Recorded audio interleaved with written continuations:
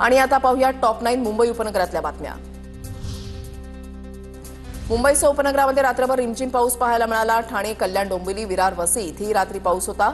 आज मुंबईला येलो तर ठाणे, पालघर, रायगड, सिंधुदुर्गला ऑरेंज अलर्ट। काल रात्रीपासून मुंबई शहर आणि मुंबई उपनगरामध्ये पावसाची संततधार। मुंबईमधील उपनगरामध्ये रिमझिम पावसाला सुरुवात। पावसामुळे रस्त्यावरील वाहतूक संथ गतीने सुरू। मध्य, पश्चिम आणि हार्बर रेल्वेवर आज मेगा ब्लॉक। मध्य मार्गावर सीएसएमटी ते विद्याविहार, पश्चिम मार्गावर सांताक्रुझ ते गोरेगाव आणि हार्बरवर पनवेल ते वाशी दरम्यान ब्लॉक असणार।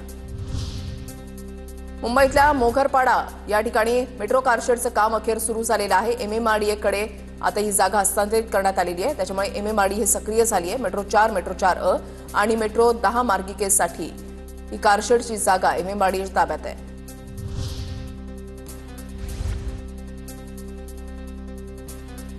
महावितरणची सौर ऊर्जेमध्ये 30,000 कोटींची गुंतवणूक। 42 लाख शेतकऱ्यांना दिवसा वीज देण्याचं लक्ष्य। जवळपास 7,000 मेगावॅट वीज निर्मिती सौर ऊर्जेवर होणार।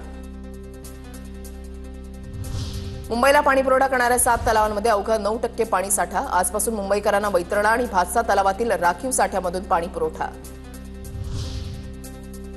मानाच्या कोकण गृहनिर्माण आणि क्षेत्रविकास मंडळ स्तरावर तिसरा जनता दरबार। 18 जून रोजी तक्रारींबाबत निवेदन देण्याचे मंडळातर्फे आवाहन।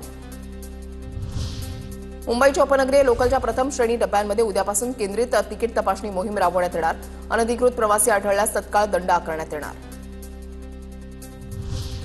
डोंबिवलीमधील तरुणाला मुंबईमध्ये 19 लाखांना फसवलं। प्रभादेवीमध्ये म्हाडाचं घर मिळवून देण्याचा आमिष। रामनगर पोलीस ठाण्यामध्ये 5 आरोपींच्या विरोधात गुन्हा दाखल।